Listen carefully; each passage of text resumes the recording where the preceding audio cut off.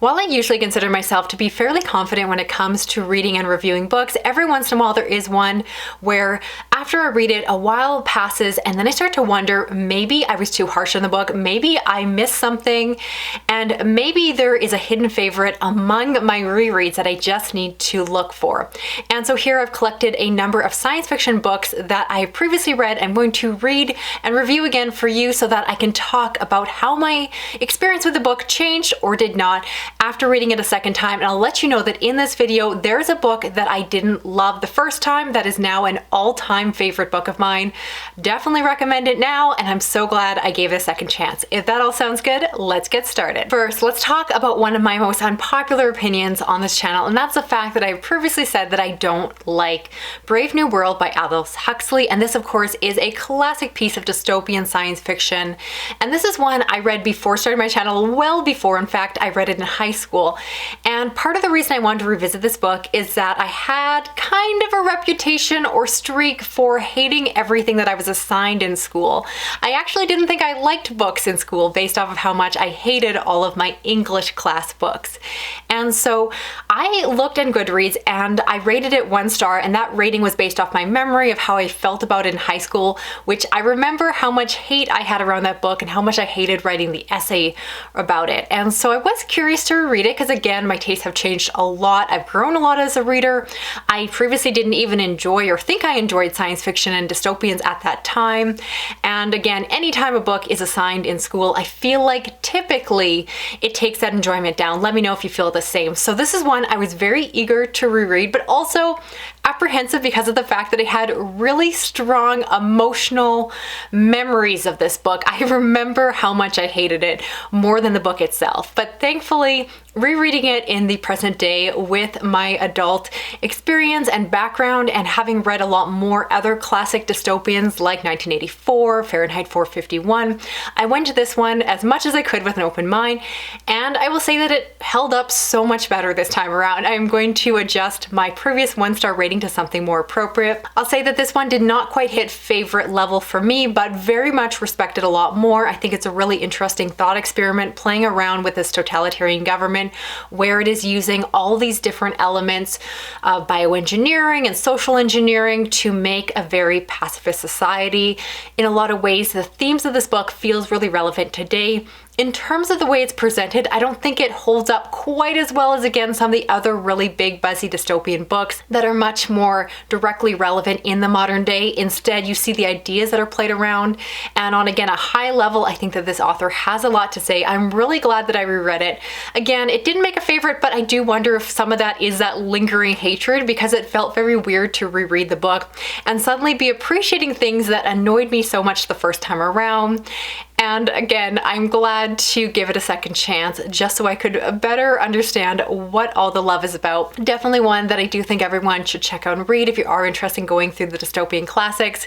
It's up there for a reason. I think it has some smart things to say, and I really enjoyed how it came together in the ending. I thought it was quite smart. Next up, let's talk about Orbital Cloud by Taiyo Fujii. This is a science fiction thriller that is translated from Japanese where it is written. And in this story, it is set where there is this meteor shower. However, potentially there is more going on, and there's a question of whether or not this is used to hide some kind of orbital weapon. And so we follow their perspective from multiple different individuals that are all tied to this as they're trying to piece it all together from their perspective. This is one that I read the first time. I remember being really underwhelmed. I wasn't overly immersed in the story. And one of my major reasons for that was that I felt that the characters were very flat and really didn't work in terms of having a connection with me. Since then, I've actually done a big reevaluation. Someone in the comments a little while ago made a note of the fact that I tend to have that criticism of flat characters when it comes to those that are translated and from different cultures. And oh man, that was just a stab in the heart in the kindest way possible. The person was very fair in pointing out the fact that I do have a bias to naturally be more connected to characters that are perhaps more like me. Again, I would like to think that that is not an intentional bias, but if I look at the pattern of the books that I would criticize, any that were written in a non-English language from a different part of the world, we're almost always getting that criticism from me. And I really had the question of whether or not it is a cultural divide or whether or not it's something in the translation itself. But regardless, it's really made me want to go back and look at some of those books and really look a lot closer at the characters. And as of the time of rereading this, I've actually done a lot more research into Japanese culture and really looking into it as a country. And so having a lot more understanding of those cultural elements that are woven into the story, suddenly the characters came so much more to life on this reread, even based off just a basic understanding of certain things around workplace culture, references to places in Tokyo that I recognize, like Shibuya. And so I ended up liking this one a lot more the second time around. This one I ended up liking a lot more. I think I'm going to bump it up to a 4-star read. I really enjoyed the fast-paced, furious plot. There's a lot of mystery and suspense. And really what drew me in, I think, is one of the best things about this book is that it involves a lot of hard science. You have different characters that are in positions of understanding the technology and science around the orbital mechanics, and that is woven into the story in a way that gives a lay reader like myself a lot of information to chew on. Really enjoy that when it blends together, again, a fast-paced read with a lot of meaty substance underneath. So am I glad I gave this one a second chance? Absolutely. Do I need to work on my own internal biases when it comes to characters from other cultures? Unfortunately, yes. It's embarrassing to admit on camera, but I think that the only thing we can ever do is notice our mistakes or our fallacies and work on them. Next up, let's talk about The Stars Are Legion by Kameron Hurley. This is a book that I read when I first was getting into adult science fiction, and very much was a question of whether or not I didn't love the book because I was so new to the genre and it didn't meet my expectations, and perhaps my expectations were unfair. And again, I did not hate this book. This is one I only gave 3 stars, but I wanted to read it because I really felt like it should be an all-time favorite. Since reading this one, I've read multiple other books by Kameron Hurley, and many of them, both in science fiction and fantasy, have become all-time favorites. And so given the fact that this book sounded right up my alley, I really was questioning why I didn't give it a higher rating, and I wanted to revisit it after having a lot more experience in the genre. So this one loosely follows a group of individuals who happen all to be female. We follow one perspective who wakes up without their memory. They end up going on this mission that you find out they've gone on before, and it has this cycle where they keep failing this mission and coming back and being sent again. And so typically I love books with a mystery perspective, especially one involving its lost memory. I find it really intriguing. It's something I've read a lot in my history of reading a lot of dark fiction and thrillers and all of that.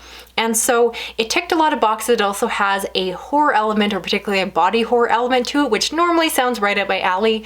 And this is one I reread, and I appreciate it more this time around, but I also fully understand why I gave it that rating and wouldn't change it very much in a reread in terms of how I feel about the book. It's still not a favorite, and I kind of understand why it's not entirely for me. A lot of this book, while it does deal with horror, really again focuses on body horror central to the female experience, and it's not my favorite kind of body horror because it just kind of deals with a lot of female body stuff that I don't find to be particularly interesting to have fleshed out in books, pun not intended.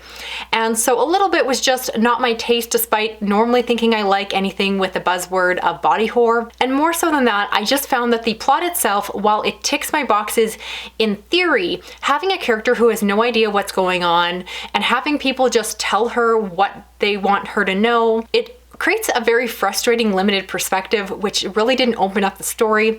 I often have seen this book described as a space opera, but it doesn't feel like a space opera because we barely get to see any of the surrounding universe. We barely get to learn anything of what's happening. And of course, it is slowly, to a degree, revealed to the perspective that we follow our protagonist, but it's all on a need-to-know basis, which is very, very frustrating. So it's a book that, again, on paper sounds like it should work really well for me. I do, again, appreciate perhaps some of the character work a little bit more. I love some of the experimentation that Kameron Hurley does in the writing, but in terms of this book being a favorite, I'll say that even though I was very new to science fiction at that time, this book in its scope is just too limited for me to love the way I thought I would. And if anything, it helps to justify or make me feel better for the fact that I do give books, for the most part, the right rating the first time around. And it's only occasionally, as I'm talking about in this video, that you do see times where a reread of the book does change my opinion a lot. Most of the time, I realized that I was right on the money the first time and I didn't need to read it again. Next, I want to talk about Tatumi Galaxy, and this is a story that follows a college man who is really struggling in school. He's thinking about dropping out. However, he gets the opportunity to explore other alternate versions of his life, and the story goes on from there. there. In terms of premise, I originally thought I was going to love this one. I was very excited for it. It sounded reminiscent of some of my favorite animes, and I was hoping to experience that in novel form.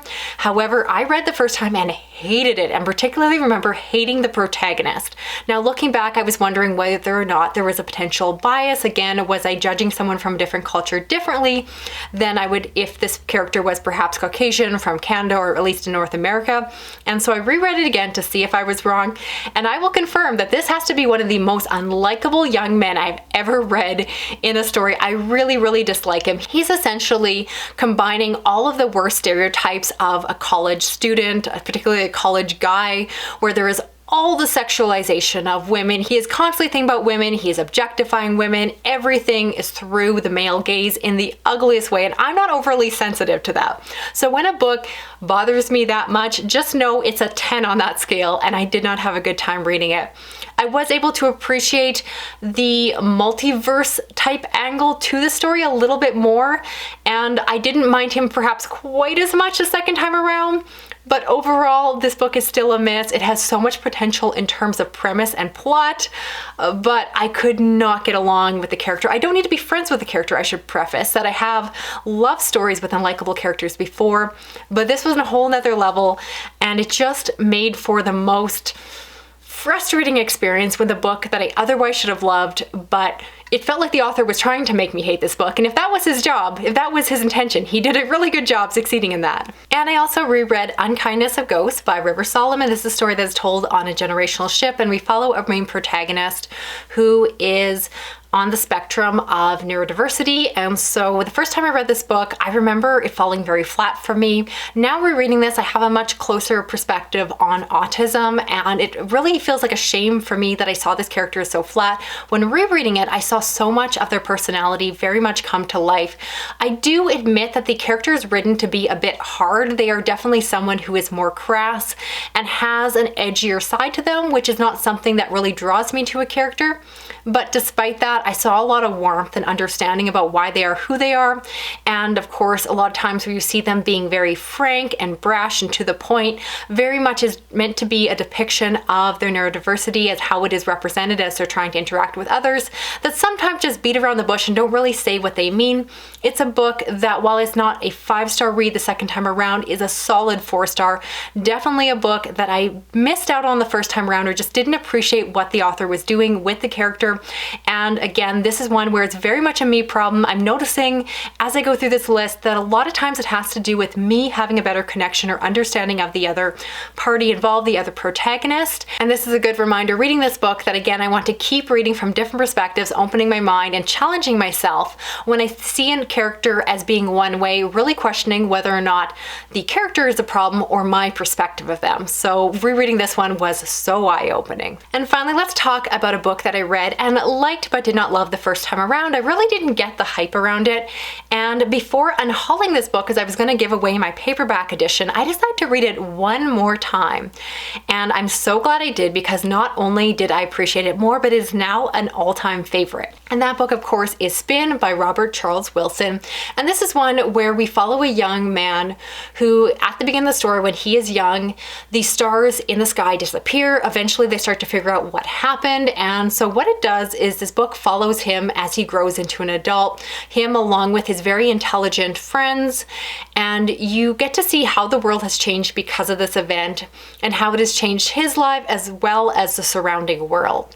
This is one that at the beginning is very much a coming of age story where you see that loss of innocence, you see him having his first love interest and seeing it progress, you see the challenge when it comes where friends grow up, they grow apart, and you see them from a distance. It deals with so much emotional pain and really appeals to the side of me that loves a lot of coming of age stories, which again, you normally see in dark fiction, but then again, you also get the hard science, because while this book is very much an experimental what-if story focused around characters, at the same time, it is backed up by a lot of really interesting ideas about what would happen if we lost satellite communication, what would happen if this happened and then that, and seeing the domino effect.